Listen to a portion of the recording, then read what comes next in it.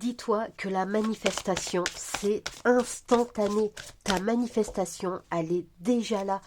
Tu n'as plus maintenant qu'à la matérialiser. Alors, qu'est-ce qui te bloque? Qu'est-ce qui t'empêche aujourd'hui de la matérialiser? Alors, on voit ça ici maintenant.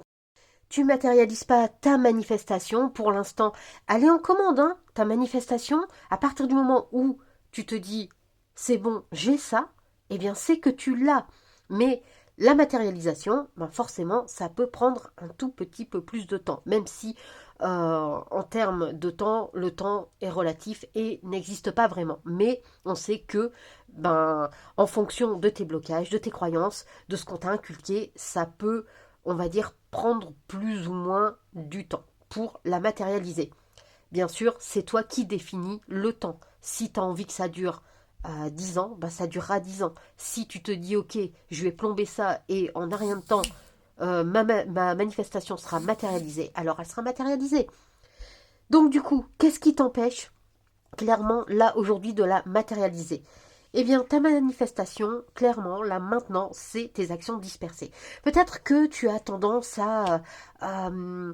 voilà, tu disperses ton énergie.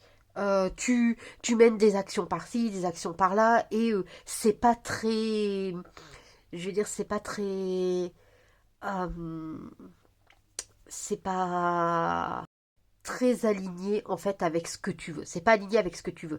Tu vas par exemple mener une action qui n'a rien à voir ou très peu avec ce que tu veux, avec ce que tu souhaites manifester et tu vas mener plusieurs actions dispersées. Voilà, tu vas te disperser.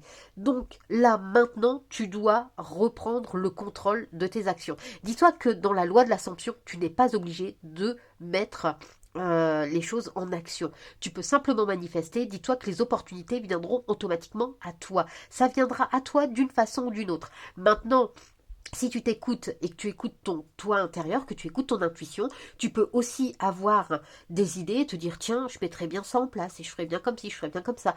Et de là va découler des actions inspirées qui vont te mener à ta manifestation.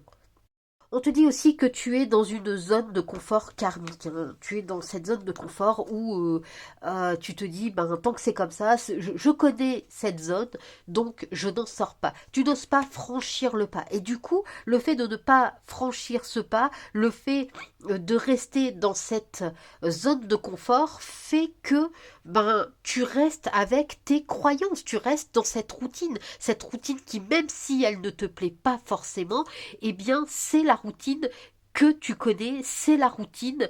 Voilà, ton cerveau, lui, automatiquement, il va te dire non, c'est ce qu'il y a de mieux pour toi, c'est comme ça, tu dois pas voir autrement. Mais c'est complètement faux. Dis-toi que pour pouvoir débloquer ta manifestation, hein, eh bien, il te suffit de faire un pas hors de ta zone de confort. Alors, ça ne veut pas forcément dire complètement changer de vie ou quoi que ce soit, hein. Ça veut simplement dire te discipliner et persister dans ce que tu veux. À partir du moment où tu vas penser non mais je mérite pas ça ou ma personne spécifique non mais jamais je pourrais l'avoir. Pop pop pop, tu t'arrêtes tout de suite et là tu te dis non non mais non, j'ai ce que je veux parce que c'est moi qui crée toute ma réalité. Et dans ces cas-là, à partir du moment où tu penses comme ça et à partir du moment où tu te dis que tu crées ta réalité et que c'est toi qui décides, tu affirmes ou tu visualises ou tu scriptes, enfin tu utilises la méthode que tu veux, mais tu reprends le contrôle entre guillemets, hein, et tu affirmes que tu as ce que tu veux. Et à partir de là, tu sors de ta zone de confort et du coup, tu enlèves ce blocage. Alors, la troisième carte ici, ça me dit l'aide à l'autre. Alors peut-être que tu te donnes énormément pour les autres et que du coup tu t'oublies. Tu t'oublies mais complètement. Ça veut dire que quand tu as quelqu'un qui vient et qui te dit oh tu peux faire ça pour moi, même si tu n'en as pas envie, ben tu vas le faire.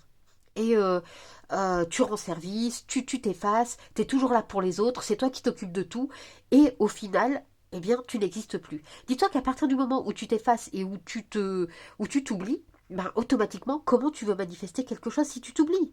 Tu es ta priorité, tu es la personne qui compte le plus pour toi. Parce que si finalement tu t'oublies et que t'es pas capable de t'aimer, que t'es pas capable d'être dans un esprit et un corps sain, comment tu veux avoir ça pour les autres? J'entends par exemple pour les personnes qui sont parents, euh, eh bien, Si tu ne t'aimes pas toi, comment tu peux aimer les autres? Si tu n'es pas en bonne santé, comment tu peux t'occuper de tes enfants ou t'occuper d'autres personnes, hein? Je parle, voilà. Généralement, c'est quand on a des enfants qu'on a cette sensation de devoir complètement s'effacer. Euh, Moi, j'ai eu le problème, hein. J'ai carrément eu le problème quand j'ai eu mon fils, mais j'ai vite repris le dessus en me disant non, parce que si je suis pas en bonne santé, si ça va pas, comment je peux euh, m'occuper de lui si moi derrière, ben je prends pas soin de moi. Donc là maintenant, clairement, tu dois prendre conscience que tu es la personne qui compte le plus pour toi. Ça ne veut pas dire que tu dois arrêter d'aider les autres, hein. Absolument pas. Ça ne veut pas dire que tu dois dire maintenant ah ouais non mais maintenant vous n'avez plus rien me demander. Non, tu peux continuer à t'occuper des autres, tu peux continuer à être la personne qui va rendre service, tout ça, mais sans t'oublier derrière. Ça veut dire que si par exemple on te demande quelque chose que tu n'as pas envie de faire, eh ben tu le fais pas. Et si on te dit bah écoute voilà c'est comme ça, mais si tu sens que bah c'est quelque chose qui n'est pas en accord avec ta façon de penser, avec toi, eh bien non, non. Tu ne le fais pas, c'est tout. Et pareil, si quelqu'un vient et te dit ah, tu peux faire ça aujourd'hui, non je peux pas, voilà, voilà, non. Tu penses d'abord à toi avant de penser aux autres. Mais ça ne t'empêche pas de pouvoir penser aux autres. Voilà, voilà. Du coup, je vais te demander de me scripter le mot action pour montrer que sans forcément passer à l'action concrètement, eh bien, tu es capable de mettre en place des choses pour toi, de t'aimer toi et d'être vraiment à l'écoute de toi. Donc, tu vas me scripter le mot action. N'hésite pas non plus à liker la vidéo, à la partager, à l'enregistrer et surtout très important, abonne-toi, c'est gratuit, ça ne mange pas de pain, ça fait toujours plaisir et ça permet de ne rien rater. Pardon, j'ai eu un loupé.